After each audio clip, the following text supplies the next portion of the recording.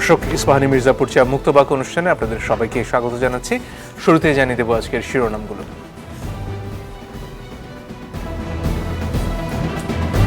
MP আনার হত্যার রোমহর্ষক স্বীকারোক্তি কসাই জিহাদের, তদন্ত বাধাগ্রস্তের অভিযোগ।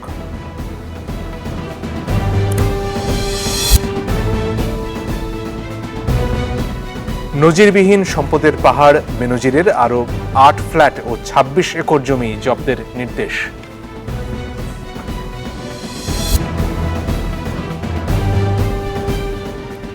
অর্থ আত্মসাৎ মামলায় ডক্টর ইউনূসের বিচার শুরু, নোবেলজয়ীর হয়রানির অভিযোগ মিথ্যাচার দাবি আইনমন্ত্রীর।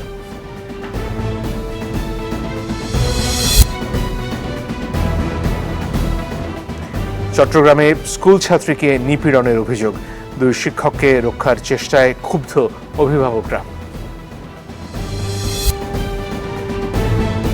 অনেক লেট, বাচ্চা নিয়ে বসে রয়েছে। আর আমাদের এই পর্যন্ত যে ভোগান্তি সৃষ্টি হয়েছে বলার মতো না।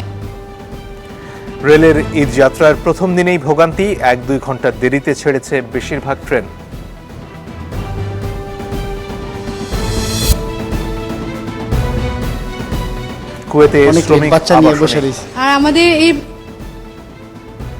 কুয়েতে শ্রমিক আবাসনে ভয়াবহ আগুন, নিহত ৪৯ জনের মধ্যে ৪০ জনই ভারতীয়।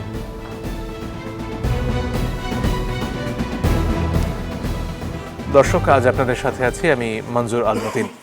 আজকে আমরা আলোচনা করব বর্তমান রাজনীতির কয়েকটি আলোচিত বিষয় নিয়ে। এর মধ্যে ডক্টর ইউনূসের প্রসঙ্গ উঠে আসবে, তার বিরুদ্ধে যে মামলা শুরু হয়েছে এবং বর্তমান রাজনৈতিক পরিস্থিতি নিয়েও কিছু কথা বলেছেন ডক্টর ইউনূস, এবং তিনি বলছেন যে বাংলাদেশে এই মুহূর্তে প্রকৃত রাজনৈতিক বিরোধীদের ঘাটতি রয়েছে, প্রতিযোগিতার অভাব রয়েছে বলেও তিনি মনে করেন।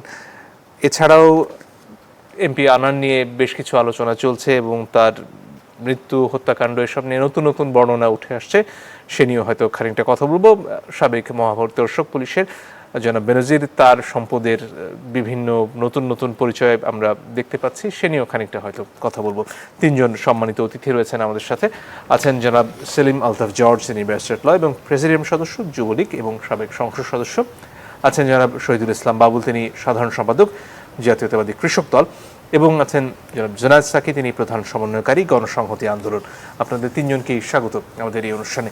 দর্শক, আলোচনায় যাওয়ার আগে ডক্টর ইউনূসের মামলা এবং এ নিয়ে আইনমন্ত্রী যে কথাগুলো বলেছেন তা নিয়ে একটা প্রতিবেদন দেখে নেব।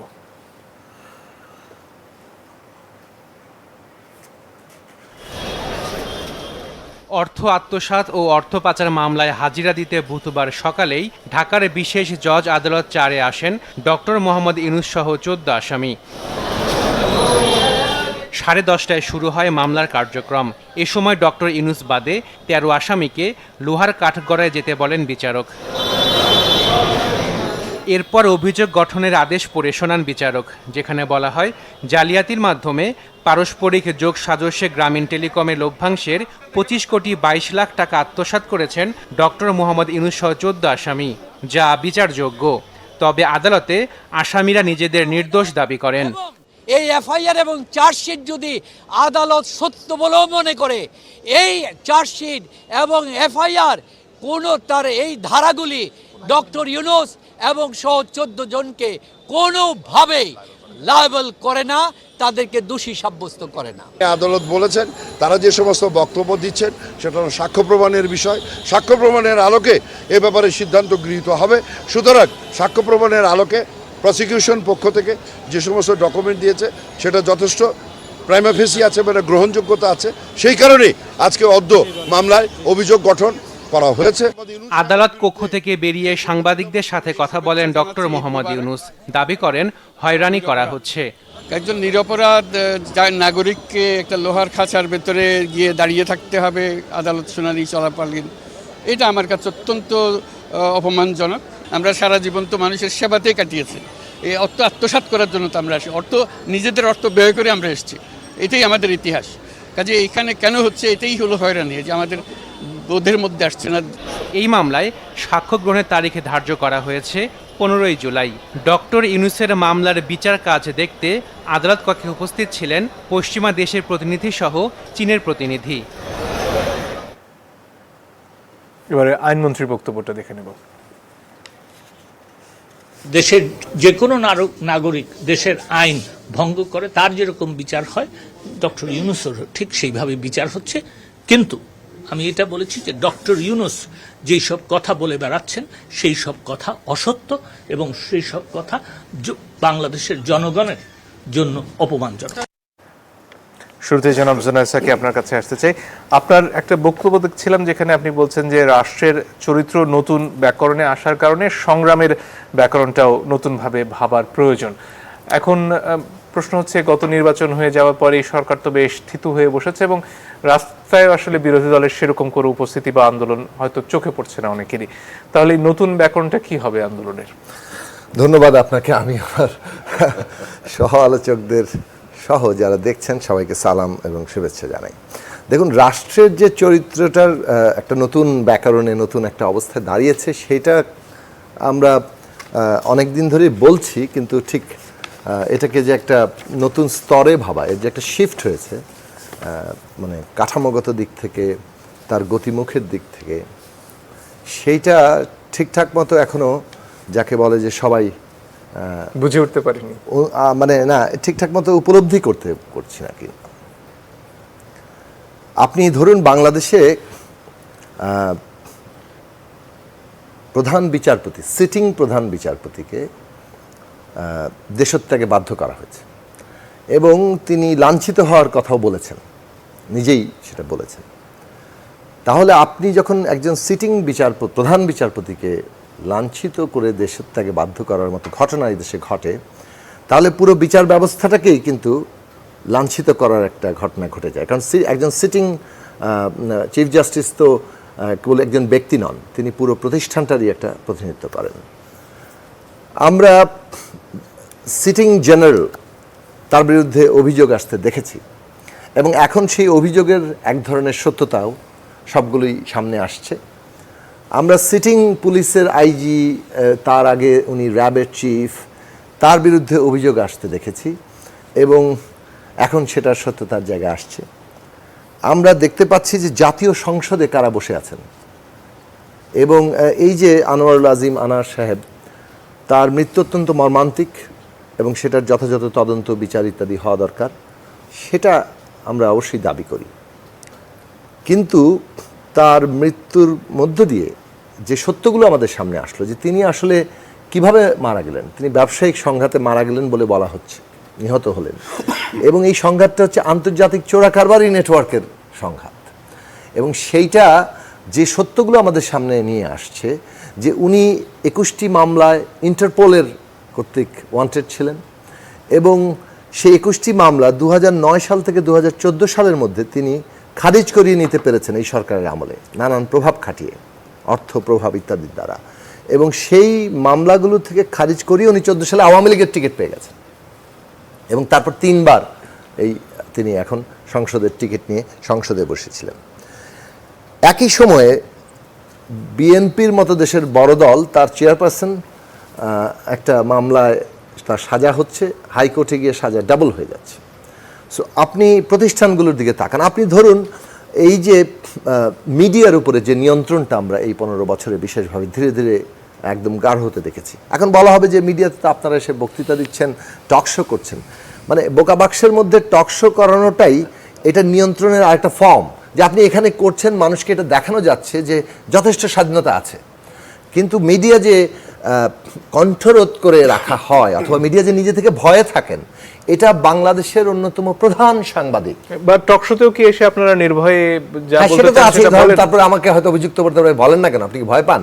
তো সেইটা যদি ধরেন কিছুটা আমরা ইয়েও করি, কিন্তু আমাদের অন্যতম প্রধান সাংবাদিক ডেইলি স্টার সম্পাদক জনাব মাহফুজা নাম সেদিন তথ্যমন্ত্রী, স্পিকার তাদেরকে সামনে রেখেই বলেছেন নোয়াবের অনুষ্ঠানে যে এই যে সাবেক আইজিপি বেনজির সাহেব, তার সম্পর্কে তাদের এই সমস্ত তথ্য আগেই তাদের কাছে ছিল অথবা তারা জানতেন এই জিনিসগুলো, কিন্তু এগুলোর সম্পর্কে সংবাদ পরিবেশন করতে তারা সাহসে পাননি। তার মানে ক্ষমতায় থাকলে কি পরিমাণ দাপট তারা ক্রিয়েট করতে পারেন। এবং সর্বোপরি দেখেন যে দেশের ব্যাংকগুলো খেয়ে ফেলা হচ্ছে, দেশের পুরো আর্থিক খাত একটা ভয়ঙ্কর অবস্থার মধ্যে, এবং কতিপয় কোম্পানি ক্ষমতার সাথে যারা ছায়াতলে আছেন, আত্মীয় স্বজন, ভাই বেড়াদার, তারা এক একজন 8টা ব্যাংকের মালিক হয়ে যাচ্ছেন, 12,000 কোটি টাকা $1 বিলিয়ন সিঙ্গাপুরে বিনিয়োগের অভিযোগ আসছে, কিন্তু তার তদন্ত পর্যন্ত হচ্ছে না, এমনকি আদালতে গিয়েও কোনো প্রতিকার পাওয়া যাচ্ছে না। এই বাস্তবতাটা, এই যে রাষ্ট্রটা একটা এমনভাবে একটা ব্যক্তি এবং একটা ক্ষমতার অধীনস্থ হয়ে পড়েছে পুরোপুরি। ডেমোক্রেসি মানে কি? ডেমোক্রেসি হচ্ছে সেই জায়গাটায় যেখানে মানে যা সংখ্যাগরিষ্ঠ শাসন করবে, অর্থাৎ ক্ষমতা পরিচালনা করবে, কিন্তু সংখ্যালঘিষ্ঠরা তাদের অধিকার এবং মর্যাদা নিয়ে থাকতে পারবে এবং প্রতিষ্ঠানগুলো সেই অধিকার এবং মর্যাদার গ্যারান্টি দেবে। আর এইখানে সমস্ত প্রতিষ্ঠান স্রেফ সংখ্যাগরিষ্ঠ শাসকের, সংখ্যাগরিষ্ঠতা এখন তাদের নাই, তারা তার হাতিয়ারে পরিণত হচ্ছে এবং তারা পুরো নির্বাচন ব্যবস্থাটাকে নির্বাসনে দেওয়ার একটা ইনস্ট্রুমেন্ট হিসেবে কাজে লাগছে। এই যে জেনারেল আজিজ সাহেব 2018 সালের নির্বাচনের পরে স্বপ্রণোদিত হয়ে বলেছেন এর মতো নির্বাচন তিনি আর আগে দেখেননি। তার মানে পরিষ্কারভাবে এই লেনদেনের বিনিময়ে তারা একটা নির্বাচনকে কারচুপি করতে, মধ্যরাতের ভোট ডাকাতির যে অভিযোগ হচ্ছে সেইটা করতে তিনি বাহিনীকে ব্যবহার করছেন। তিনি প্রধান, অতএব তার এই কথা থেকে বোঝা যায় যে তিনি কোনো না কোনোভাবে ইনফ্লুয়েন্স করেছেন। সাবেক আইজিপি এবং সাবেক র্যাব চিফ কিভাবে 14-18-তে এই তার ভূমিকা রেখেছেন সেগুলো আমরা সবাই জানি। তার মানে এরা এই বিনিময়ে এই ভোট ডাকাতি, ভোটহীন অবস্থাটাকে সমর্থন দিচ্ছে, আর সরকার এই পুরো জিনিসটাকে যা ইচ্ছা তাই করার লাইসেন্সটা দিয়ে যাচ্ছে নিজের টিকে রাখার জন্য। ফলে রাষ্ট্রের এই যে নতুন চেহারাটা এসছে, এটা আমরা দেখেছি কিভাবে একটা শান্তিপূর্ণ সমাবেশের উপরে হামলা চালিয়ে দিতে পারে এবং হামলা চালিয়ে দিয়ে লক্ষ মানুষকে ডিসপার্স করতে পারে। এই কারণে বলছি এই যে রাষ্ট্রের নতুন ব্যাকরণ, তাতে লড়াইয়ের আন্দোলনের ব্যাকরণটা কি হবে এটার ব্যাপারে আপনার কাছে একটু পরে এসে এই ফাঁকে একটু জনাব জর্জ আপনার কাছে আসতে চাই। এই যে ডক্টর ইউনূস বলছেন যে আসলে আমাদের রাজনীতি থেকে প্রতিযোগিতা হারিয়ে যাচ্ছে, বিরোধী দলের ব্যাপারেও তার পর্যালোচনা বা সমালোচনা রয়েছে। একই সাথে ভারতে আমরা দেখলাম বিরোধী দলের একটা প্রত্যাবর্তন হয়েছে এবং সেটা একটা নির্বাচনের মাধ্যমে। এখন বাংলাদেশে যদি গ্রহণযোগ্য নির্বাচনই না হয়, তাহলে সেখানে একটা গ্রহণযোগ্য সরকার বা গ্রহণযোগ্য বিরোধী দল বা একটা প্রতিযোগিতামূলক রাজনীতি আসবে কি করে? ধন্যবাদ আপনাকে। আমার সহ-আলোচক সহ যারা দেখছেন শুভেচ্ছা জানাচ্ছি। ডক্টর ইউনূস সাহেবের বিষয়ে আমার তেমন কোনো বক্তব্য নেই, কেননা উনি একজন নোবেল লরিয়েট, সেটা একটা পার্ট, এবং দেশের অভ্যন্তরে ওনাকে যে বিষয়ের সম্মুখীন হয়ে আজকে বিচারের মুখোমুখি দাঁড়াতে হচ্ছে সেটা আর একটা পার্ট। এখন বিচারের মুখোমুখি দাঁড়ানোর ক্ষেত্রে ওনার ক্ষেত্রে আইনের যথাযথ অনুসরণ করা হচ্ছে কিনা সেটাই আসলে দেখার মূল বিষয়। এখন সেই বিষয়ে ইউনূস সাহেব যে বক্তব্যগুলো দিচ্ছেন এগুলো অনেক ধোঁয়াশা মিশ্রিত। উনি বলছেন যে আমি একজন সম্মানিত মানুষ, আমাকে এভাবে অপমান করা হচ্ছে, কাঠগড়ায় দাঁড় করানো হচ্ছে, কিন্তু বিচারিক যে ব্যবস্থাপনা, এই ব্যবস্থাপনার ভিতরে কোথায় ত্রুটি আছে কি নেই সে বিষয়ে উনি কিংবা ওনার লয়াররা এ বিষয়ে খুব একটা কথা বলছেন না। বলছেন যে অন্যায়ভাবে তাকে রাখা হচ্ছে, তার বিরুদ্ধে আজকে চার্জ ফ্রেম হলো। এইখানেও আমি ঠিক তাদের বক্তব্যে খোলাসাভাবে এই চার্জ গঠনের ক্ষেত্রে কি কি ধরনের অনিয়ম করা হয়েছে সে সমস্ত কথা বলা হচ্ছে না। তো যাই হোক, সেটা আমার বিচার্য বিষয় না, এখানে আদালতের বিষয়। আদালত যদি মনে করেন যে উনি এই সমস্ত অর্থনৈতিক লেনদেনের ক্ষেত্রে ওনার দুর্নীতি পরায়ণতা ছিল, তাহলে সেই বিচার ব্যবস্থার মতোই হবে। এখানে ডক্টর মোহাম্মদ ইউনূস কিংবা আমি কিংবা অন্য কেউ ব্যক্তি বিশেষ এটা তফাৎ খুব একটা হবে না। আইন নিজস্ব গতিতেই চলবে, এবং যারা বাইরের থেকে এটা পর্যবেক্ষণ করতে আসছে তাদেরকে আমার মনে হয় আইনমন্ত্রীর আগেও একবার ব্রিফ করেছেন যে আপনারা আসছেন, আপনারা ওয়েলকাম, আপনারা দেখতে পারেন যে বিচার প্রক্রিয়া, বিচার কার্যক্রম কীভাবে চলছে। সো এটা নিয়ে আর কোনো কথা আসলে বলার সুযোগ খুব একটা নেই।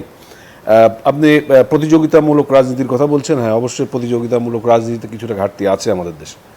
তো সেই প্রতিযোগিতামূলক রাজনীতির ঘাটতি থাকার ক্ষেত্রে আমি মনে করি যে আমাদের প্রধান রাজনৈতিক বিরোধী বন্ধু রাজনৈতিক দল বিএনপি, তারা নির্বাচনে আসার ক্ষেত্রে এক ধরনের অনীহা প্রকাশ করছে, এবং এই অনীহা প্রকাশ করার ক্ষেত্রে তারা বেশ কিছু বিষয়কে সামনে আনছে যে এই সমস্ত বিষয়গুলো যতক্ষণ না সুরাহা হবে ততক্ষণ আমরা নির্বাচনে যাব না। অপরপক্ষে আওয়ামী লীগ বলছে যে এই সমস্ত বিষয়গুলো সুরাহা হওয়ার ক্ষেত্রে তারা যে সমস্ত পদক্ষেপ নিচ্ছে সেইগুলো এই সমস্যা সমাধানের ক্ষেত্রে কোনো কার্যকরী ভূমিকা রাখবে না। অতএব তারা তাদের একটা পথ বেছে নিল যে আমরা রাস্তায় নেমে আমাদের এই সমস্ত দাবি মানতে বাধ্য করে তারপরে আমরা নির্বাচনে যাব। আওয়ামী লীগ ঠিক তার অপোজিটে অবস্থান নিয়ে বলছে যে এইগুলো বাধ্য করানোর মতো কোনো অবস্থা নয়, এটা আইনগত প্রক্রিয়া, আইনগত প্রক্রিয়ার মধ্য দিয়ে যেটা সেটেল হয়েছে এদেশে সেই সেটেলমেন্টের উপরে নির্বাচন হবে। এখন সেই ক্ষেত্রে নির্বাচন কমিশন নির্বাচন অনুষ্ঠান করছেন, নির্বাচন অনুষ্ঠান করার ক্ষেত্রে আওয়ামী লীগ নির্বাচনে অংশগ্রহণ করছে, তারা নির্বাচনে অংশগ্রহণ করছে না। এর ফলে প্রতিযোগিতার কিছুটা ঘাটতি দেখা দিয়েছে।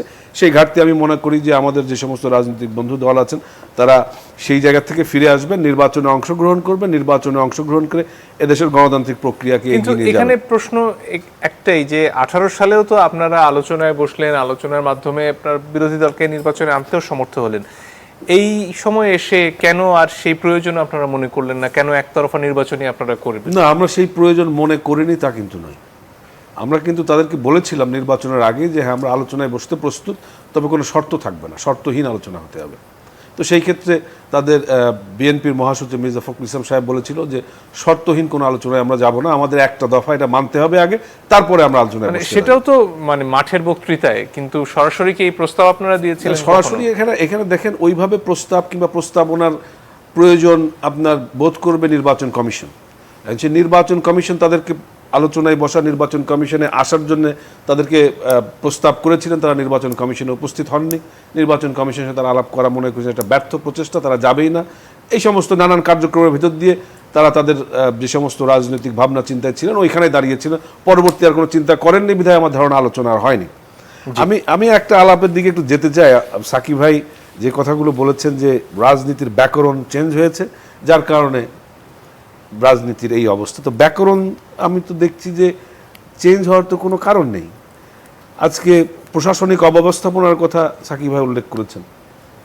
তো প্রশাসনিক অব্যবস্থাপনা তো 2021 অগাস্টে যে গ্রেনেড হামলা হয়েছিল তখন তো বাংলাদেশের সমস্ত প্রশাসনিক ব্যবস্থা এক জায়গায় চলে গিয়েছিল। প্রত্যেকটা ইন্টেলিজেন্স থেকে শুরু করে পুলিশ থেকে শুরু করে সবাই যুক্ত হয়ে গিয়েছিলেন এই ঘটনা ঘটানোর জন্য। তখন প্রশাসনিক অব্যবস্থাপনা কারোর চোখে পড়েছে কিনা আমার মনে নেই। তার থেকে প্রশাসনিক ব্যবস্থাপনা অনেক ভালো মতো এখন চলছে। বিচার বিভাগের কথা বলছেন যে বিচার বিভাগ, তো বিচার বিভাগের কথা বলার আগে আমি সবার আগে বলি বিচার বিভাগটাকে যদি আজকে নানান রকমের প্রশ্নের মুখে আনতে হয় তাহলে সবার আগে বলতে হবে যে বিচার বিভাগের এই অবস্থা কিভাবে সৃষ্টি হলো। আগে আপনাকে গোড়ায় আসতে হবে। যেই দিন বাংলাদেশের সর্বোচ্চ আদালত পৃথিবীর ইতিহাসে এমন কোনো ঘটনা ঘটে নাই আজ পর্যন্ত, এই বাংলাদেশের সর্বোচ্চ আদালত যে ঘটনা ঘটিয়েছে ওই সময় 7 জন বিচারপতি নজিরবিহীনভাবে বিব্রত বোধ করে যেদিন জাতির পিতার হত্যাকাণ্ডের বিচার বন্ধ করে দিয়েছিল, সেই দিনই বিচার বিভাগের উপর প্রথম আঘাত আনা হয়েছিল। বাংলাদেশ আওয়ামী লীগ সেই জায়গা থেকে বিচার বিভাগকে বের করে এনেছে, বিচার বিভাগের স্বাধীনতা ফিরিয়ে এনেছে। জনাব একটু বাবুলের কাছে আসতে চাই। জনাব জর্জ, ধন্যবাদ আপনাকে। এই যে এখন ভারতের নির্বাচন যেহেতু স্বাভাবিকভাবে আলোচনায়, কংগ্রেস পারল 10 বছর ধরে, তারা যে একেবারে প্রান্তসীমায় পৌঁছে গিয়েছিল সেখান থেকে একেবারে দেশব্যাপী রাহুল গান্ধী চষে বেরিয়ে একটা ভালো অবস্থানে, বিরোধী দল হিসেবেও তো অন্তত সংসদে একটা শক্ত অবস্থানে গেলেন। এই যে আপনারা দিনের পর দিন নির্বাচন থেকে দূরে থাকছেন এবং মাঠেও স্পষ্টত এই মুহূর্তে তো কোনো আন্দোলন দৃশ্যমান নয়, তাহলে আপনাদের ভবিষ্যৎ পরিকল্পনাটা কি? ধন্যবাদ আপনাকে, আমার দুই সম্মানিত সহ আলোচক এবং আমাদের দর্শক শ্রোতা সবাইকে অভিবাদন। শুনুন, আপনি ভারতের যে বিষয়টা আনলেন, ভারত পাকিস্তান বা আমাদের পার্শ্ববর্তী যে রাষ্ট্র আর বাংলাদেশের প্রেক্ষাপট কি এক? দৃশ্যতই সম্পূর্ণ ভিন্ন। ভারতের প্রতিষ্ঠানগুলো একেবারে যে নিঃশেষ হয়ে গেছে তা না। হ্যাঁ, মোদি সরকার বিরোধী দলকে জুলুম করেছেন, নিপীড়ন করেছেন, গ্রেপ্তার করেছেন মুখ্যমন্ত্রীকে, এটা সত্য। তার সিবিআই বা তার কি ওই আর একটা ইডি তাদেরকেও লেলিয়ে দিয়েছেন, কিন্তু ভারতের ইলেকশন কেজরিওয়ালকে গ্রেপ্তার করেছেন, আরো একজনকে করেছেন।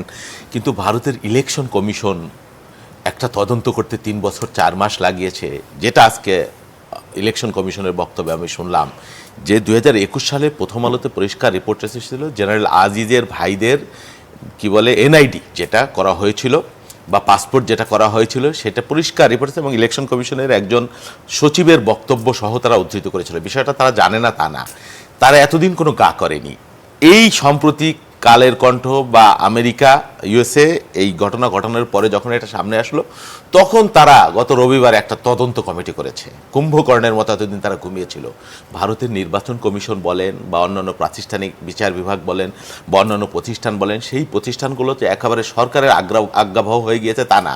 তবে হ্যাঁ, মোদী সরকারের যে হিন্দুত্ববাদী রাজনীতি বা তাদের যে দমনপীড়ন সেটা বাংলাদেশে এই অভিযোগও তো আছে, যেমন ধর্ম বিদ্বেষ ছড়ানোর প্রচুর বক্তৃতা প্রধানমন্ত্রী নরেন্দ্র মোদীও করেছেন এই ব্যাপারে। নির্বাচন কমিশন তো চুপ ছিল। হ্যাঁ করেছেন না, নির্বাচন কমিশন চুপ থাকলেও, চুপ যদি থাকেও, কিন্তু নির্বাচন কমিশন একেবারে ন্যাক্কারজনকভাবে জি হুজুর হুজুরের মতো অমৎকার এরকম ভূমিকা না। ভারতের নির্বাচন বা ভারতের প্রতিষ্ঠানগুলো এটা হয় কি একদিনে তো আর ক্ষয় হয় না, একদিনেও ধ্বংস হয় না, এটা সময় লাগে। ধরুন এই আওয়ামী লীগের 17 বছরে তারা যত অ্যাগ্রেসিভলি এই প্রতিষ্ঠানগুলোর উপর হামলা করেছে বা করায়ত্ত করবার চেষ্টা করেছে, ভারতে হয়তো আরও নমনীয়ভাবে করবার চেষ্টা করেছে। সেই কারণে ন্যূনতম একটা স্পেস ওখানে ছিল বলেই তারা নির্বাচন করতে পেরেছে। কিন্তু আমাদের এখানে যে বাস্তবতাটা আপনি দেখেন, আজকে দুদক চেয়ারম্যান বলছেন, দুদক তদন্ত করবার আগে বলছেন যে কি ওই পাসপোর্ট এবং এনআইডি যারা দিয়েছেন এটা তাদের দোষ, জেনারেল আজিজের কোনো ন্যূনতম তদন্ত করবারও কোনো প্রয়োজন মনে করে না। সাদা সার্টিফিকেট কিন্তু উনিই দিয়ে দিলেন, তদন্ত করবার কোনো প্রয়োজন মনে করলেন না, যেখানে general Aziz as a army chief হিসেবে কোনো প্রভাব বিস্তার করেছেন কি করেননি। তার মানে ওনার আগ্রহটা কি এই যে সামগ্রিক বিচার প্রক্রিয়া, তাহলে যদি টোটালটাইজের আইওয়াস আপনি দেখেন, কেউ কেউ বলছেন যে আপনি মরা বাঘকে পেটাচ্ছেন, মরা বাঘকে পেটাচ্ছেন, কিন্তু জ্যান্ত বাঘ যে আপনার চারপাশে কত কিলবিল করছে সেটা কেউ বলছে না, কিন্তু বলবার এই সাহস বাস্তবতায় করছে না। তাহলে বিএনপির ভবিষ্যৎ কি? না, বিএনপির ভবিষ্যৎ নিয়ে আপনি এত উদ্বিগ্ন হবেন না। বিএনপি তো 17 বছর বিরোধী দলে আছে। এই যে দেখেন না, আওয়ামী লীগও বলছে যে বিএনপি থাকবে না, বিএনপি হারাই যাবে, বিএনপি মুসলিম লীগ হয়ে বিএনপি ভুল পথে আছে, বিএনপি ঠিক। যখন আওয়ামী লীগ এই কথা বলে না, তখন আমরা জানি যে আমরা কোন পথে আছি। এত বছর 17 বছর একটা রাজনৈতিক দল, আওয়ামী লীগও 12 টুকরা হয়েছিল 75-এর পরে, আপনি জানেন। এবং 81-এর পরে বেগম খালেদা জিয়া যখন দলের হাল ধরে তখনও বিএনপি ভেঙেছে। কিন্তু আল্লাহর রহমতে এই বিগত 17 বছর সমস্ত রাষ্ট্রযন্ত্রকে ব্যয় করে 111 থেকে শুরু করে বিএনপিকে তো ভাগ করতে পারে নাই, বিএনপিকে ক্ষতি করতে পারে না। আপনি একটা সুষ্ঠু নির্বাচন দেন। এই যে 600 নেতাকর্মী গুম হয়ে গেছে, 1 লক্ষের উপরে মামলা, এত লক্ষ 38 লক্ষ 40 লক্ষ আসামি, এরা তো মানে কুচবিহার থেকে আসে নাই বা বাইরের কোত্থেকেও আসে না, এরা বিএনপির লোক, বিএনপি হারিয়ে যায় নাই। বিএনপি আপনি একটা শান্তিপূর্ণ ভোট দেন গ্রামে গঞ্জে, এখন দেখবেন যে বিএনপি প্রতি মানুষের যে সমর্থন, এই সমর্থন বিএনপি ধারণ করবার ক্ষমতা আছে এটা আমি বিশ্বাস করি না। সেজন্য বলি, এই যে আপনি বললেন যে এই যে রাজনীতি কোথায় বা কি হচ্ছে, এখন বাংলাদেশে যে প্রফেসর ইউনূসের কথা বললেন না, গুণী মানুষ বলেন, বেগম খালেদা জিয়া বলেন, বা যে শহীদুল আলম সাহেব বলেন, এরা বাংলাদেশের ব্র্যান্ড না। এখন বাংলাদেশের ব্র্যান্ড হচ্ছে এই আজিজ, এই বাংলাদেশের ব্র্যান্ড হচ্ছে এই বেনজির, বাংলাদেশের ব্র্যান্ড হচ্ছে এই আনার। এবং একজন তো বলেছেন, ওনাদেরই লোক বলেছে যে সংসদে ভাগ্য ভালো উনি এমপি হন নাই, তাহলে উনি এই কাতার উপরে যেতেন কিনা জানি না। 80 ভাগ চোরা কারবারের সাথে জড়িত। আবার আরেকজন শেষ করে দিই, আরো বিস্তারিত শুনবো একটা বিরতির আসলে সময়। অনুষ্ঠানের শুরুর অংশে বলছিলাম যে জোনায়েদ সাকির কাছে আমরা প্রথম অংশে সরকারের নতুন ব্যাকরণ শুনেছি, এবারে আন্দোলনের আসলে নতুন কি পদ্ধতি হতে পারে, নাকি অপেক্ষায় দিন কাটবে যে কবে সরকার একটা ভালো নির্বাচন দিবে আর সেখানে আপনারা জিতে আসবেন?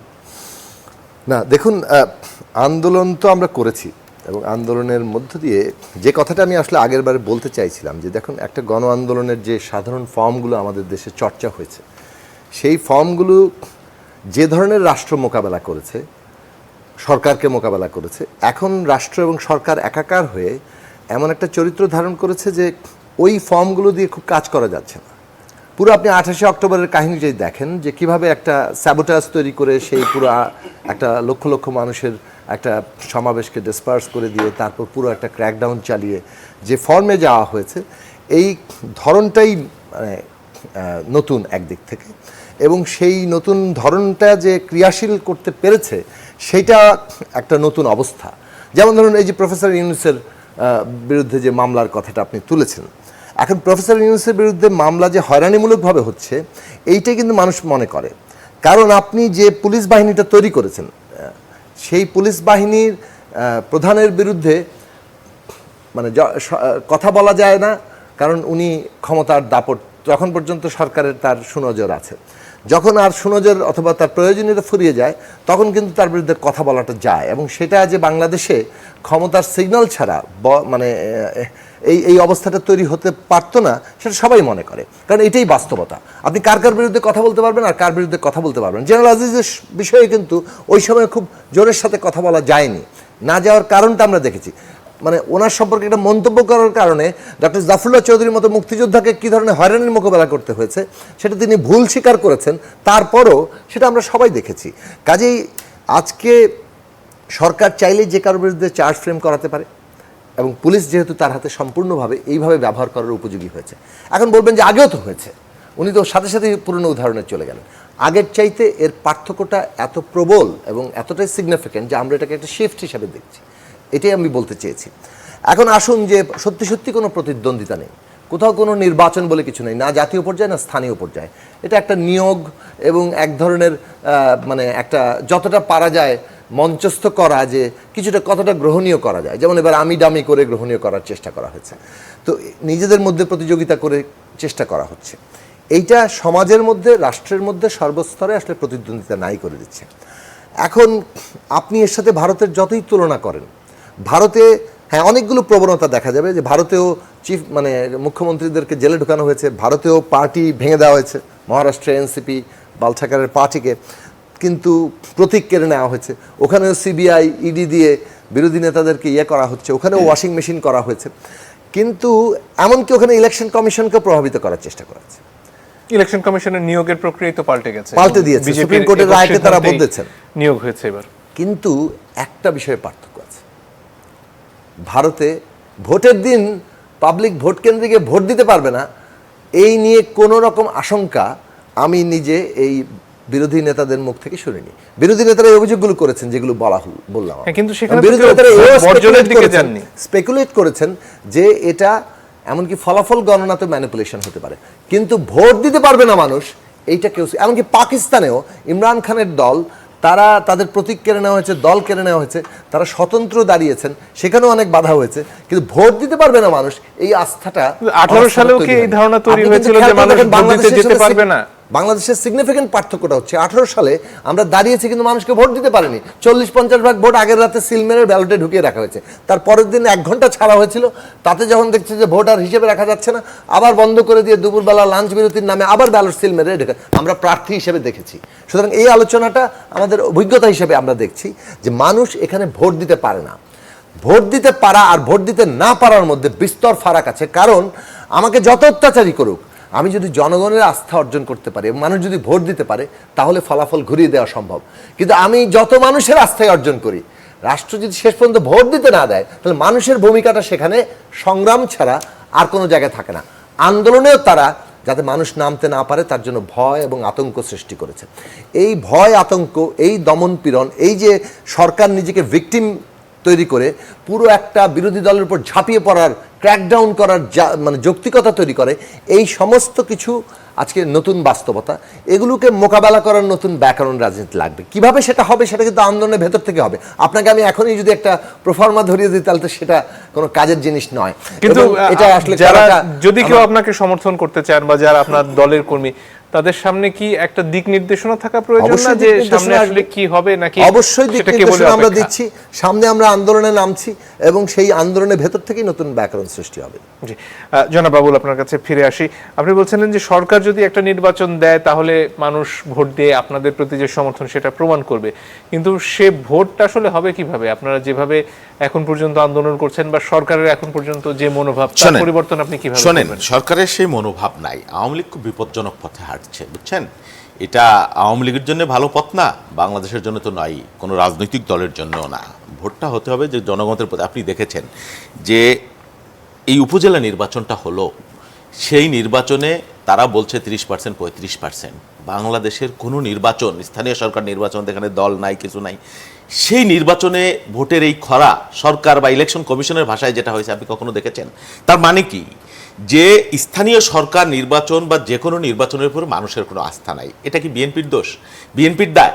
এই আস্থা যে নাই, বারবার বারবার বারবার আওয়ামী লীগ সেটা প্রমাণ করেছে। নির্বাচনটাকে কিভাবে ছলে বলে কৌশলে, রাইতে দিনে, ভোটের আগে ভোটের পরে, এবং সেটা এখন জাতীয় এবং আন্তর্জাতিকভাবে স্বীকৃতি পেয়েছে বাংলাদেশের ভোটের বাস্তবতা। এর খোল নালচে যদি আপনি বদলে ফেলতে না পারেন, তাহলে বাংলাদেশে কোনো নির্বাচন, সুষ্ঠু নির্বাচন বাংলাদেশে যে হবে সেই ভরসা তো আর নাই। সেজন্য আওয়ামী লীগকে একটা কার্যকর গণ আন্দোলনের মধ্য দিয়ে কিভাবে পতন ঘটিয়ে সেই তার মধ্য দিয়ে একটা গ্রহণযোগ্য সরকার বা ভোটের বাস্তবতা তৈরি না করা পর্যন্ত আওয়ামী লীগ যদি তাদের নিজস্ব বোধোদয় না হয়, তাহলে সেটা হচ্ছে না। আপাতত আমাদের আন্দোলনটা সেই লক্ষ্যেই, আমরা মানুষকে প্রস্তুত করছি। গণভিত্তি বিএনপির এবং যারা বিরোধী দল রয়েছে সমস্ত অনেক রাজনৈতিক দল এক হয়েছে, এবং বাংলাদেশের মানুষ যে বিএনপি বা আমাদের আন্দোলনের সাথে আছে সেটা তো ভোটের চিত্রেই আপনি দেখতে পাচ্ছেন। সরকারের যে বা ইলেকশন কমিশনের যে ফল, তাতেও আপনি দেখতে পাচ্ছেন যে বাংলাদেশের মানুষ ভোটপ্রিয়। এখানে উৎসবের মতো ছিল ভোট বারবার, এবং সেই ভোট ব্যবস্থাকে আওয়ামী লীগ তিমিরে নিয়ে গেছে, এবং যে জায়গায় নিয়ে গেছে তাতে করে বাংলাদেশের রাজনীতির একটা মারাত্মক ক্ষতি হয়ে গেছে। সেই কারণে রাজনীতিতে ব্যবসায়ীদের উত্থান হচ্ছে, পার্লামেন্ট ইলেকশনে বলেন বা পার্লামেন্টে বলেন। সেই জন্য হাবিবুর রহমান বলেছিলেন দেশ বাজিকরের খপ্পরে যাচ্ছে। সেই জন্য সাংবাদিক ABM মুসা বলেছিলেন যে আওয়ামী লীগ দেখলেই এটা বলতে হবে, এটা বলতে হবে। সেই জন্য প্রফেসর ইউনূস আজকে বলছেন যে একেবারে সম্পূর্ণ একদলীয় রাজনীতি। উনি আগে বললে আরো ভালো হতো। বাংলাদেশে এই শুধুমাত্র আওয়ামী লীগ ছাড়া আর কেউ যে নিরাপদ না, সেটা তো ধীরে ধীরে স্পষ্ট প্রকট হয়ে উঠছে। পাকিস্তানের সাথে এটা মেলালেও হচ্ছে না, ভারতের সাথেও মেলা। পাকিস্তান এবং ভারতের ন্যূনতম স্পেস এখনো আছে, যেটা সাকিব ভাই পরিষ্কার করে বলেছেন। পাকিস্তানে তো একদম পুরো সেনাবাহিনী তার করেছে। হ্যাঁ, ইমরান ওই যে যেটা বললেন যে পাকিস্তানের নির্বাচন ভোট কেন্দ্রে আগের রাতে ভোট হয়ে গেছে, এরকম কোনো বিষয় হয় নাই। মানুষ ভোট কেন্দ্রে যেতে পেরেছে এবং ভোটটা দিতে পেরেছে। হ্যাঁ, সেই ভোট গোনা নিয়েও ওখানে ব্যত্যয় হয়েছে, নয়ছে হয়েছে। না হলে তো ইমরান খানের পার্টি আরো বিপুল ভোটে জয়ী হতে পারতো। সারা দেশের মানুষ জানে, আমরা জানি, ওখানকার মানুষও জানে। হ্যাঁ, সেটা হয়েছে, কিন্তু বাংলাদেশে তো সেই বাস্তবতা ধারে কাছেই নাই। কিন্তু এই যে এখানে তো ভোটের আগের রাতে ভোট হয়ে যায়। যাওয়ার পরেও নির্বাচনে যাবার ঝুঁকি তো ইমরান খানের দল নিয়েছে, সেখানেই বিএনপি আমরা নিয়েছিলাম 18 সালে, আপনি জানেন আমরা নিয়েছিলাম আপনাদের কথার কারণে। কি হয়েছে আপনারা দেখেন, ভোটের আগের রাতেই অর্ধেক ভোট অলরেডি, এবং সেটা গবেষণায় এসছে, আওয়ামী লীগের মধ্যে থেকে বলা হয়েছে, ইলেকশন কমিশন কবুল করেছেন, এবং সরকারের লোকরাও নানানভাবে সেটা কবুল, আন্তর্জাতিক সংস্থা বা পত্রপত্রিকা সব কিছু পরিষ্কার করে দিয়েছে। সেই ভোট নিয়ে আর কথা বলবার কোনো প্রয়োজন নাই। সেই জন্য ন্যাড়া তো বারবার বেলতলায় যাবেন। আপনি ভোটে যাবেন, এই কৌশল করবেন, আমি ডামি দিয়ে করবেন, ভোটের আগেই করে ফেলবেন, রাতের বেলায় করবেন, সেটা বিএনপি বৈধতা দেবে, এর দায়িত্ব বিএনপির দরকার নাই। বিএনপি একটা নৈতিক, একটা আদর্শিক জায়গায় আছে। হয়তো গতকাল হয়নি আমরা বিজয়, আগামীকাল হবো, এবং আমাদেরকে হতেই হবে। মুক্তিযুদ্ধের মধ্য দিয়ে আমাদের পূর্বপুরুষ আমাদের একটা দেশ দিয়েছে। আমাদের দায়িত্ব এই দেশটাকে একটি মানবিক, একটি গণতান্ত্রিক, একটি কল্যাণ রাষ্ট্র তৈরি করা। সেই জন্য আমরা লড়াই করছি, এবং আমরা লড়াই থেকে তো পালিয়ে যাইনি, আমাদের লড়াই অব্যাহত আছে। জি, জনাব জর্জ, আপনার কাছে আসে। এই যে অবস্থা, সেখানে যেমন রাজনৈতিক অস্থিরতা বলুন, প্রতিযোগিতার অভাব বলুন, সেগুলো একদিকে রয়েছে, এর দিকে পাশাপাশি অর্থনীতি নিয়েও বিস্তর প্রশ্ন রয়েছে। ব্যাংক খাত নিয়ে কথা এরই মধ্যে খানিকটা হয়েছে। একজনের সাথে কথা হচ্ছিল, তিনি একটা খুব জরুরি তার পেট স্ক্যান করতে চান, ক্যান্সার বা এই ধরনের কোনো অসুবিধা হলে সেই পরীক্ষাটি করতে হয়, কিন্তু বেশিরভাগ হাসপাতালের জন্য প্রয়োজনীয় যে ঔষধ বা কেমিক্যাল সেটা আনা যাচ্ছে না, এলসি খোলা যাচ্ছে না। এই ধরনের সমস্যা অনেক ক্ষেত্রে অনেক ধরনের ব্যবসায়ীরা মোকাবেলা করছেন। এই অবস্থায় আসলে অর্থনীতি বলুন বা রাজনীতি বলুন, এই সব কিছু নিয়ে একটা সব রাজনৈতিক দলের ঐক্যমত্যের প্রয়োজন কি আওয়ামী লীগ অনুভব করে? দেখেন, রাজনৈতিক ঐক্যমত কিংবা রাজনৈতিক সিদ্ধান্তে দেশ কিভাবে চলবে সেই সিদ্ধান্তের উপরে এক মতে পৌঁছানো, এইটা কিন্তু ভিন্ন ভিন্ন বিষয়। আমাদের রাজনৈতিক ঐক্যমত হতে পারে, বিভিন্ন বিষয়ে হতে পারে, কিন্তু রাষ্ট্র পরিচালনার ক্ষেত্রে কি কি ধরনের সিদ্ধান্ত আমাদের দেশের মানুষের জন্য সহায়ক এবং উপকারী হবে, সেই বিষয়ে সিদ্ধান্তের ক্ষেত্রে একমত হওয়া, সেইটার ক্ষেত্রে আলোচনা যদি কেউ করতে রাজি হয় কিংবা প্রেসক্রিপশন দেয়, আমার মনে হয় বাংলাদেশ আওয়ামী লীগ রাজনৈতিক দল হিসেবে সেই সমস্ত প্রস্তাবনাকে অবশ্যই স্বাগতম জানাবে। কিন্তু আমরা দেখেছি যে দেশের এই সমস্ত সংকটকালীন সময়ে যে সমস্ত কথাবার্তাগুলো বিভিন্ন জায়গা থেকে বলা হয়, এই সংকটটাকে আরও উস্কে দেয়া এবং সংকটটাকে আরও দীর্ঘস্থায়ী করার মধ্য দিয়ে এই দেশটাকে আরও কত ক্ষতিগ্রস্ত করা যেতে পারে, সেই সমস্ত ব্যাপারে আমরা বিভিন্ন রকমের বক্তব্য বিবৃতি দেখেছি।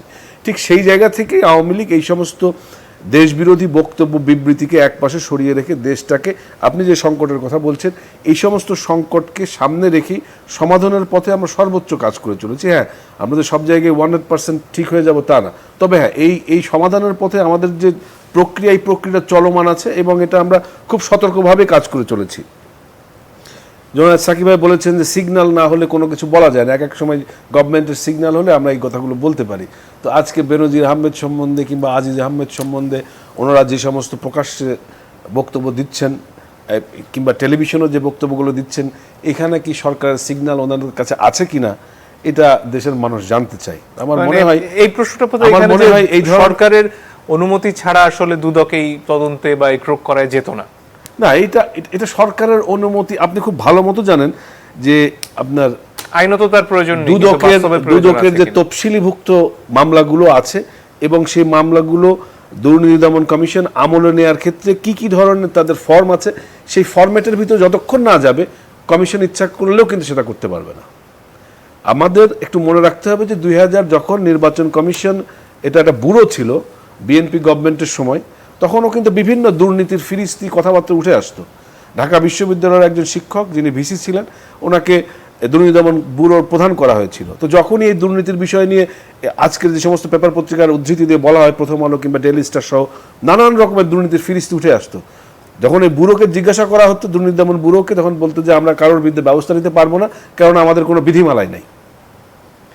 4-5 বছর কিন্তু ওনারা ওখানে বসেছেন, বেতন ভাতা সব নিয়েছেন, কিন্তু কোনো কাজও করেন নাই। 2008 সালের পরে বাংলাদেশ আওয়ামী লীগই কিন্তু একটা ফরম্যাটের ভিতরে দুর্নীতি দমন কমিশনকে নিয়ে এসেছে। আপনি জানেন, একটা প্রতিষ্ঠান এটার প্রাতিষ্ঠানিক অবয়ব পাওয়া এবং এটাকে কার্যকর করার ক্ষেত্রে একটা নির্দিষ্ট সময়ের প্রয়োজন। আজকে দুর্নীতি দমন কমিশন পুলিশের আইজিপির বিরুদ্ধে ব্যবস্থা গ্রহণ করছে, সেনাবাহিনীর প্রধানের বিরুদ্ধে ব্যবস্থা গ্রহণ করছে। তো এইগুলো কি দুর্নীতি দমন কমিশনের কাজের যে আপনার সফলতা, সেই সফলতার একটা প্রমাণ নয়? তো তারপরেও আমরা নানানভাবে এগুলোকে সমালোচনা করতে পছন্দ করে যাচ্ছি, কিন্তু এর যে দুর্নীতি দমন কমিশন কাজ করছে এবং কাজ করার ক্ষেত্রে যে কারো ইনফ্লুয়েন্স নেই, সেটা কিন্তু বারবার প্রমাণিত হওয়ার পরে এটাকে ভিন্ন খাতে প্রবাহিত করার মধ্য দিয়ে রাজনৈতিক ফয়দা নেওয়ার চেষ্টা করা হচ্ছে। সেটা নিতে পারে বিরোধী রাজনৈতিক দল যারা আছে, অবশ্যই তাদের কিন্তু রাজনৈতিক। এই কমিশন তো ব্যুরো থেকে কমিশন তো বিএনপি সময় হলো 2004 সালে, তাহলে সেই উদ্যোগটা কি প্রশংসনীয় ছিল না? আমি বলেছি 2004 সালে হবার পরেও এর কোনো বিধিমালাই ছিল না। এটা কোন বিধিমালার অভ্যন্তরে চলবে এটা কিন্তু ছিলই না। এটা শুধু এই যে নখদন্তবিহীন একটা প্রতিষ্ঠান, এটা তখন থেকেই উঠে এসেছে। যে তারপরে এটা যখন কার্যকর হয়েছে, সেই পুরনো কথাবার্তাই তারা বলে যাচ্ছে। আমি শুধু এইটুকু বলি যে রাজনৈতিকভাবে আমাদের বিরোধী রাজনৈতিক দল যারা মোর্চা করেছে, একজোট হয়ে নানান রকমের আন্দোলনের রূপরেখা বিভিন্নভাবে দিয়ে আসছে, তাদের আন্দোলনের কৌশল রাজনৈতিক দল হিসেবে এটা নেবে, অত্যন্ত স্বাভাবিক বিষয় এটা। আওয়ামী লীগ এটাকে খুব ভিন্নভাবে কোনোভাবেই দেখে না। তারা তাদের আন্দোলনের প্রক্রিয়া ঠিক করবে। আওয়ামী লীগ রাষ্ট্রীয় ক্ষমতা এবং দেশের মানুষকে এগিয়ে নিয়ে যাওয়ার জন্য আমাদের যেই পলিসি, সেই পলিসির দিকে আমরা কিন্তু একদম ঠিক একইভাবে এগিয়ে চলেছি। সেইটা করার ক্ষেত্রে অবশ্যই নানান রকমের বৈশ্বিক, আন্তর্জাতিক এবং আমাদের অভ্যন্তরীণ নানান সমস্যা, এই সমস্যাগুলো মিট আপ করার ক্ষেত্রে আমাদের প্রতিনিয়ত স্ট্রাগল করতে হচ্ছে। সেই স্ট্রাগলের ভেতর দিয়েই কিন্তু আমরা দেশটাকে এগিয়ে নিয়ে আজকে এই পর্যন্ত এনেছি। ব্যাংক লুট কিংবা ব্যাংকে টাকা নেই, আপনি বলছেন এলসি খোলা যাচ্ছে না।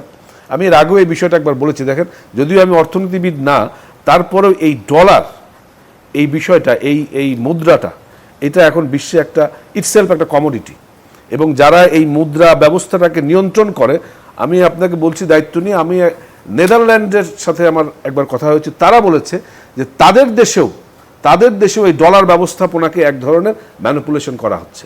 তবে সমস্ত পৃথিবীতে এই ডলার মুদ্রা ব্যবস্থাটাকে যারা নিয়ন্ত্রণ করে যে দেশ, তারা তাদের ইচ্ছা মতো কখন কিভাবে কোন দেশে এই মুদ্রার ঘাটতি হবে, কখন এটার বাড়তি হবে, এটার একটা ব্যবস্থাপনা সমস্ত বিশ্বেই আছে।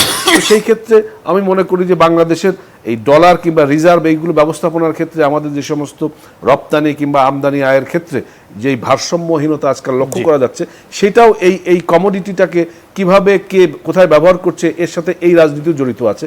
সেইগুলোও কিন্তু আমরা সতর্কভাবে বিবেচনায় নিয়েই আজকে বাংলাদেশকে এগিয়ে নিয়ে যাওয়ার জন্য কাজ করে চলেছি। ওনাদের আন্দোলন, বাবুল ভাই বলেছেন যে তারা আন্দোলন চলমান রাখবে, সফল হয়নি, আগামী দিনে সফল হবে। দেশের মানুষ 16 কোটি 11 কোটি মানুষ তাদের সঙ্গে আছে। 24 সালের নির্বাচনের আগেই একই ঘোষণা দিয়েছিলেন। পরবর্তীতে দেখলাম নির্বাচনের সময় আসলে ওনাদের সাথে ওনাদের দলীয় নেতাকর্মী ছাড়া আর কেউ নেই। পরে ভারতীয় পণ্য বর্জনের ডাক দিয়েও 16 কোটি মানুষ ওনাদের সাথে ছিলেন। পরে দেখলাম যে ওনারা ছাড়া দেশের মানুষ কেউ নেই। তো এইভাবেই ওনাদের যে এই কথা বলার পরে যে আত্মপ্রসাদে সবসময় থাকেন, আমরা চাই যে রাজনৈতিক দল হিসেবে ওনাদের এই আত্মপ্রসাদটা অটুট থাকুক, এবং আওয়ামী লীগ এই দেশের মানুষকে সাথে করে নিয়ে দেশটাকে সামনের দিকে এগিয়ে নিয়ে যাওয়ার যে প্রচেষ্টা আমরা অব্যাহতভাবে চালিয়ে যাব। জনাব সাকি, আপনার কাছে ফিরে আসতে চাই যে ডলার মার্কিন যুক্তরাষ্ট্রের নিয়ন্ত্রণে, তেলের মূল্য যুদ্ধের কারণে বেড়ে যায় এবং এসব কারণেই বাংলাদেশের মূল্যস্ফীতি হয়। এটার সাথে আবার এই তথ্য উঠে আসে যে শ্রীলঙ্কা, যাদের অবস্থা এত খারাপ ছিল, তাদের মূল্যস্ফীতিও এই মুহূর্তে বাংলাদেশের চেয়ে কমে এসেছে, বাংলাদেশের অবস্থা তার চেয়ে খারাপ। তাহলে এই প্রশ্নগুলোর আসলে উত্তর কোথায়, যে বাংলাদেশের অর্থনীতি এই জায়গায় কিভাবে আসলো? স্পষ্টতই দেখুন, একটা আমাদের দেশে যখন অর্থনৈতিক সংকটটা মানে সামনে আসতে শুরু করলো, তখন থেকে সরকার এটা বারবার মানে আন্তর্জাতিক পরিস্থিতির উপর চাপিয়ে দিচ্ছে। কখনো ইউক্রেন যুদ্ধ, কখনো কোভিড, কখনো প্যালেস্টাইন সমস্যা।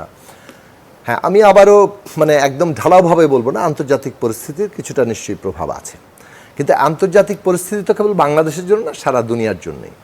এখন কোন অর্থনীতি এটাকে কিভাবে মোকাবেলা করতে পারবে, সেটা নির্ভর করে অর্থনীতির ভিত্তিটা কার কতটা মজবুত। আমরা যেটা বলে আসছিলাম যে এই অর্থনীতিটার ভিত্তিটা অত্যন্ত দুর্বল এই কারণে যে এইখানে এমন একটা সরকার ক্ষমতায় আছে যাদের কোনো জবাবদিহিতা নেই, এবং তারা মানে একটা যাকে বলে যে উন্নয়নের হচ্ছে বড় বড় প্রকল্প নেওয়া হচ্ছে মেগা প্রকল্পের নামে একদল লোক, কতিপয় লোক এটাকে একটা লুণ্ঠনের ক্ষেত্র হিসেবে গ্রহণ করেছে। বিদ্যুতের সংকট ছিল, সেই সংকটকে পুঁজি করে কিভাবে দেখুন সাশ্রয়ী বিদ্যুৎ উৎপাদন না করে ব্যয়বহুল বিদ্যুৎ উৎপাদনের দিকে যাওয়া হলো, এবং এখন $5 বিলিয়ন বকেয়া, এগুলো সব আবার পাবলিকের ঘাড়ে চাপিয়ে দেবে। ইতিমধ্যেই তো পাবলিকের ঘাড়ে যথেষ্ট পরিমাণ চাপিয়েছে, এখন বাকিটাও পুরোপুরি চাপিয়ে দেওয়ার জন্য IMF-এর শর্ত তারা মেনেছে। এই যে তাদের কাঠামোগত দিকটা, অর্থাৎ এমনভাবে তারা উন্নয়নের মানে পুরো ডিজাইন সাজিয়েছেন যেখানে এইখান থেকে কতিপয় লোক বিপুল পরিমাণ সম্পদ নিয়ে নিতে পারবে, এবং সেইটা ধরেন এমনভাবে এসে এখন থাবাটা ব্যাংক পর্যন্ত গিয়েছে, এবং এই ব্যাংক ঋণ নিয়ে লুটপাট করে ফেলা, খেলাপি ঋণ 5.5 লক্ষ কোটি টাকা ছাড়িয়ে যাওয়া, নানাভাবে নামকরণ করে। কিছুদিন পরপর মানে ব্যাংকে কিছু টাকা জমা দিয়ে যেটাকে বলে পুনর্তফসিলীকরণ, রিশিডিউলিং করে ওগুলোকে আর খেলাপি হিসাবে দেখায় না, কিন্তু প্র্যাকটিক্যালি আমরা যদি হিসেব ঠিকমতো পাওয়া যাচ্ছে না, কিন্তু এইটা অর্থনীতিবিদরাই বলছেন গবেষণা করে যে 5.5 লক্ষ কোটি টাকা ছাপিয়েছে। এই টাকা বিদেশে পাচার হয়ে যাচ্ছে, ব্যাংকিং চ্যানেলে টাকা বিদেশে পাচার হচ্ছে, তো উন্নয়ন প্রকল্প থেকে লুটপাট হয়ে টাকা বিদেশে পাচার হচ্ছে। এই বিপুল পরিমাণ বিদেশে পাচারই কিন্তু আজকে ডলার সংকটের অন্যতম বড় কারণ। এই যে একটা বড় উৎস, এইটার আজকে অর্থনীতিতে সংকট আসছে, এটা কিন্তু অর্থমন্ত্রী কিছুটা বাজেট বক্তৃতায় প্রথমবারের মতো স্বীকার করলেন, কিন্তু কিভাবে সংকটটা আসলো, এই যে তার ট্র্যাজেক্টরিটা, এটা নিয়ে আর তাদের কোনো স্বীকৃতি নাই, এটা নিয়ে এখনো ডিনায়াল। কারণ এটা স্বীকৃতি দিতে গেলেই তাদের নিজেদের আত্মসমালোচনা করতে হবে যে তাদের শাসনের কারণে এটা হয়েছে। ফলে তারা এখনো পর্যন্ত পরিষ্কারভাবে যে লুণ্ঠনের কারণে এই রকম একটা অর্থনৈতিক দুর্দশার মধ্যে আমরা পতিত হয়েছি, যেটা একটা সংকটের দিকে যাচ্ছে, বিপর্যয়ের দিকে যাচ্ছে, সেখানে বন্ধ করার কোনো বাস্তবতা এই বাজেটেও নাই। ফলে আমরা যেটা বলছি যে এই রাষ্ট্র কাঠামো, যার এই ধরনের শাসন পদ্ধতি, যেটা একটা ফ্যাসিস্ট কর্তৃত্ববাদী, যার কোনো জবাবদিহিতা নেই, জনগণকে কোনো তোয়াক্কা করতে হয় না, তারা আসলে কতিপয় লোকজনকেই খুশি করবে এবং তাদের মধ্যে সম্পদের ভাগবাটোয়ারা করবে, এবং তারা এইসব টাকা পাচার করে নিয়ে যাবে। একসময় যদি তারা ক্ষমতা থেকে নাইও হয়ে যায়, তারা মনে করে যে আমাদের হাতে হাজার হাজার লক্ষ কোটি টাকা থাকবে, আমরা আবার কিছু না কিছু করতে পারবো। অর্থাৎ এইরকমই একটা মানে শাসন এখানে আমাদের সামনে হাজির হয়েছে। ফলে আমরা রাজনীতির জায়গায় যে মানে ফিরি, ওনারা তো আসলে আমরা বিএনপি কিংবা বিরোধী দল, তাদের ব্যাপারে ওনারা বলেই যাচ্ছেন যে এই কথা ওনারা আগেও বলেছেন, এখনও ওনারা বলতে থাকবেন, আর ওনারা বিনা ভোটে নির্বাচনে নামে তামাশা করে বারবার ক্ষমতায় থাকতেই থাকবেন। উনি ভাবতে পারেন এটা, কিন্তু আমরা এটা চিরস্থায়ী বন্দোবস্ত ভাবছি না। আমরা মনে করছি যে বাংলাদেশটাকে রক্ষা করার সংগ্রামটা এর সাথে যুক্ত হয়ে পড়েছে। কারণ আপনি এই যে অবস্থাটা যদি চলতে থাকে, এটা অর্থনৈতিকভাবে কেবল বিপর্যয়ের দিকে নেবে তা না। বাংলাদেশ কিন্তু এই প্রতিযোগিতামূলক এবং বিশেষত বঙ্গোপসাগর কেন্দ্রিক যে ভূ রাজনৈতিক প্রতিদ্বন্দ্বিতা, সেইখানে নিজের সক্ষমতা রাখতে পারবে না, কারণ তার জনভিত্তিটা নাই, সরকারের জনভিত্তি নাই। ফলে এই দিক থেকে আমরা সার্বভৌমত্বের জায়গা থেকে, জাতীয় স্বার্থের জায়গা থেকে হুমকির মধ্যে পড়ব। সেই কারণে এটা আমাদের একটা অস্তিত্বের লড়াই হয়েছে, এবং এই লড়াইয়ের দিকটা ক্রমাগত জনগণ উপলব্ধি করছেন। যখন দেখেন যে একজন দেশের সেনাপতি তিনি জনগণের ভোট কেড়ে নেন এবং বিনিময়ে তিনি এত এত এত সম্পত্তি করতে পারেন, যখন দেখেন দেশের পুলিশ প্রধান জনগণের ভোট কেড়ে নেন, গুম খুন করেন এবং বিনিময়ে তিনি এই পরিমাণ সম্পদ করতে পারেন, এইটা রাষ্ট্রের যে এটা আপনি কি মনে করেন যে এটা, আমি শেষ বাক্যটা বলবো, আপনি কি মনে করেন জেনারেল আজিজ এবং বেনজির সাহেব মাত্র দুজন ব্যক্তি? জি, এটা কি আনাস সাহেব দুজন ব্যক্তি, নাকি এক মানে এটা এরকম অসংখ্য মানুষ এখানে আছে? তারা যদি থাকে, তাদের বিরুদ্ধে এই মুহূর্তে সার্ভিসে যারা এই ধরনের সম্পত্তির মালিক, কজনের বিরুদ্ধে আপনি কথা বলতে পারছেন, রিপোর্ট করতে পারছেন? তাহলে কেন পারছেন না? আমাকে বললেন যে সাকিব বেশ কয়েকটি বাক্য হয়ে গেল, একটু জনাব বাবুলের কাছ থেকে। জি, আপনাকে ধন্যবাদ। আমাদের জর্জ ভাই বললেন মস্করা করে যে বিএনপি এগুলো করতে থাক, আর আমরা এইভাবে ভোট করতেই থাকি অনন্তকাল পর্যন্ত, আমরা ক্ষমতায় থাকবো মানুষের দোহাই দিয়ে। বিষয়টা এরকম যে ওই যে পঞ্চভূত আছে না, ক্ষিতি, অবতেজ, মরুদ, বম, মাটি, পানি, আকাশ, বাতাস, এগুলো তো সব আওয়ামী লীগ হয়ে গেছে। আর প্রাণীকুল মানুষ থেকে শুরু করে সব আওয়ামী লীগ ময় করে। কিন্তু এই আওয়ামী লীগের এরকম দশাও দেখেছি, এর চাইতে জনপ্রিয় আওয়ামী লীগ। ওই জোহরা তাজউদ্দিন বলছে যে আওয়ামী লীগের অফিসে কুপি বানান জানালে কোনো পুরুষ মানুষ পাই নেই। এটা মানে একটা চিরন্তন বাস্তবতা, আওয়ামী লীগের মতো এত পুরনো একটা রাজনৈতিক দল, তারা এই দুর্বৃত্তের দলে পরিণত হয়ে গেল, এদের পৃষ্ঠপোষক হয়ে গেল, এই বেনজির আজিজ এইসব মাফিয়া, তারপরে আনার এই দলে পরিণত হয়ে এরা বড় বড় কথা বলে যে মানুষ আমাদের সাথে আছে, মানুষের ভোটে আমরা নির্বাচিত হয়েছি। এইটা এর চাইতে প্রহসন আর কোনো কিছু হতে পারে এটা আমি মনে করি না। বাংলাদেশ থেকে রাজনীতিকে নির্বাচনে দেওয়া হয়েছে, 11 থেকে শুরু হয়েছে। আপনি দেখেন আওয়ামী লীগের মধ্যে এই যে আমরা যে লড়াইটা করছি, এটা শুধু বিএনপির জন্য করছি না, কিন্তু ওনাদের মতো যারা রাজনীতি করেছে, আমরা ওই যে অনেক সময় বলছিলাম ছাত্রলীগের সাবেক বড় বড় নেতা, আওয়ামী লীগের বড় বড় নেতা গুমরে গুমরে কাঁদে ভিতরে ভিতরে, আমরা জানি সেটা, সেই বাস্তবতায় এখন মাফিয়া তন্ত্র চালু হয়ে গেছে। এই মাফিয়া তন্ত্র, চোরাকারবারি তন্ত্র, ব্যবসায়ী যে চক্রের তন্ত্র, এই তন্ত্র বাংলাদেশটাকে একটা অন্ধকারে নিয়ে যাচ্ছে। কি বলে আমরা নাকি উস্কানি দেই, সংকট সমাধান করি না। আমরা যদি বলি যে চুরি করছে, ব্যাংক লুট করছে, বলে যে এটা উস্কানি। যদি আমরা ব্যাংক শেয়ার মার্কেটটা মাটির সাথে, যতবার আওয়ামী লীগ ক্ষমতা আসছে, যতবার 96 সালে, 2010 সালে, এই 2024 সালে একেবারে মিশিয়ে দিলেন লুটপাট করে, এইসব দরবেশ টরবেশ মিলে টিলে এইসব গ্রুপ টুরুপ সিন্ডিকেট আলাদিনের স্যার একটা সব মিলে টাকাগুলো পাচার করে বিগত 3 মাসে 1 লক্ষ কোটি পাচার করে দিলেন। কেউ দেখবার নাই, কেউ এগুলো যদি বলি আমরা নাকি উস্কানি দিচ্ছি বাংলাদেশের অর্থে। আপনি জানেন তেলের দাম $120 ছিল এই ইউক্রেন যুদ্ধের আগে, এখন যুদ্ধের সময় এখন সেই তেলের দাম গড় পড়তায় ক্রুড অয়েল যেটা $80। তাহলে আমার এখানে তেলের দাম কমছে না কেন? আপনি জানেন চিনি থেকে উদ্বৃত্ত বাদ দিলাম, ট্যাক্স এবং ভ্যাট সহ 10 টাকায় কয়েক মাসে বাড়িয়ে তারা নিচ্ছে। এই যে ডলারের দাম বৃদ্ধি করছে, তো সরকারের লাভ, আমদানি পণ্যের শুল্ক কর বসিয়ে টসিয়ে, কিন্তু জিনিসটা যে মানুষের উপর যাচ্ছে এগুলো বললে আমরা নাকি উস্কানি দিচ্ছি। আরে ভাই, উস্কানি যদি আমরা দিলাম তাহলে মানুষের পক্ষেই বলেছি, আপনার পক্ষেও বলেছি। দেশের রাজনীতি শূন্য যে করে দিলেন, তার ফল তো এই যে বেনজির, শুধুমাত্র বেনজির না, এগুলো তো মরাবাগ। আপনার আশেপাশে তো কত অসংখ্য বেনজির তৈরি হয়েছে, না হলে বাংলাদেশ থেকে 250 বাড়ি কি মানে দুবাইতে, আপনার সিঙ্গাপুরে, মালয়েশিয়া, এই বাংলাদেশের টাকায় কোনোদিন বিএনপি সরকারের আমলে হয়েছে? ইভেন আওয়ামী লীগের নির্বাচিত সরকারের আমলে 96 থেকে 2000 এরকম একজন বেনজির খোঁজ পাইছেন আপনি? ইভেন তারা 2008 সালে যে নির্বাচন হলো আদাদি গণতন্ত্র, তখনও কিন্তু তারা এই ধরনের সেনাপ্রধান বা এই ধরনের প্রশাসক বা এই ধরনের মানে দুর্বৃত্তের ইতিহাস কিন্তু আপনারা জানেন না। সেই জন্য নির্বাচিত আওয়ামী লীগ আর এই অনির্বাচিত বা রাতের বেলার দামির আওয়ামী লীগের মধ্যে বিস্তর ফারাক রয়েছে। যতক্ষণ পর্যন্ত আপনি গণতন্ত্র বিনির্মাণ না করতে পারবেন, ততক্ষণ পর্যন্ত এর তিমিরে যেতেই থাকবেন এবং অন্ধকারে আপনি তলাবেন। জনাব জর্জ, না, আমি আসলে এই আলোচনার দিকে খুব একটা যেতে চাচ্ছি না, কেননা এইগুলো আমাদের পেছনের দিকেই নিয়ে যায় বারবার, এবং যতই আমরা এই পেছনের দিকে যাব, রাজনীতির এই সমস্ত কথাবার্তা বের হয়ে আসবে। বেনজির এবং আজিজের কথা বলেছে বাবুল ভাই, বলেছেন যে বেনজির আজিজের দল আওয়ামী লীগ। তো বেনজির এবং আজিজকে আওয়ামী লীগই বিচারের আওতায় এনেছে। তাদের এই সমস্ত অপকর্ম এবং এই অপকর্মের বিচার কিন্তু আমরাই করছি। অতএব আপনাদের যে এই যে মানুষকে বিভ্রান্ত করার জন্য বিভিন্ন তথ্য, এই তথ্য মানুষের কাছে আপনারা বিভিন্ন সময় দিতে আপনারা মানুষের কাছে কিন্তু আস্থা হারিয়ে ফেলেছেন। দুর্বৃত্তের রাজনৈতিক দল বলা হচ্ছে, বাবুল ভাই এটা বলেছে, এটা আমি জবাবটা দিতেই চাই এই কারণে যে ওনারা বেনজির এবং আজিজের দুর্বৃত্তপনার জন্যে আওয়ামী লীগকে এর দায় ঘাড়ে দিয়ে দুর্বৃত্তের রাজনৈতিক দল বলছে। কিন্তু যেই রাজনৈতিক দলের সেকেন্ড ইন কমান্ড, যিনি নিজেই দুর্বৃত্তের মূল নায়ক এদেশের, যিনি এই দেশের সমস্ত ধরনের ইনভেস্টমেন্টের ক্ষেত্রে এফবিআইয়ের সাক্ষ্য অনুযায়ী তিনি, তার বন্ধু মামুনের ভাই হাফিজ, এই 3 জন সহ বাংলাদেশে মিস্টার 10% ছাড়া কেউ এদেশে ইনভেস্টমেন্ট করতে পারতো না, তাদের কাছ থেকে টাকা আনা হতো। মিস্টার কোকো টেলিকমিউনিকেশনের কোনো এক্সপার্টই না, তারপরেও আরব আমিরাতের ওয়ারিদ টেলিকমের এক্সপার্ট হিসাবে সেখানে উনি নিযুক্ত হয়েছেন। সেই নিযুক্তির প্রেক্ষাপটে আপনার আরেকটা টেলিকমের কাছ থেকে, সিমেন্সের কাছ থেকে 5% কমিশন নিয়ে বাংলাদেশ ইনভেস্টমেন্টের সুবিধা দিয়েছেন। সেইটা এফবিআই তদন্ত করে বের করেছে, সেই তদন্তের সাক্ষ্য বাংলাদেশে দিয়ে গেছে। তো তারপরে যখন তাদের দলের প্রধান, যারা দুর্বৃত্তপনার প্রধান, তারা যদি কোনো ব্যক্তিকে দুর্বৃত্তপনার জন্য দায়ী করতে পারেন, কিন্তু এর সাথে আওয়ামী লীগকে জড়িয়ে যে স্টেটমেন্ট ওনারা দিচ্ছেন, এইটা দেশের মানুষ কোনোভাবেই বিশ্বাস করে না। কেননা ওনাদের দল পরিচালনার ক্ষেত্রে যে সমস্ত ব্যক্তিবর্গের নাম ওনারা বলেন, তারাই বাংলাদেশের প্রধান এবং প্রথম দুর্বৃত্ত। অনেক ধন্যবাদ আপনাদের 3 জনকে। আজকের মতো সময় ফুরিয়ে গেছে। দর্শক, আপনাদেরকে ধন্যবাদ, বিদায় নিচ্ছি।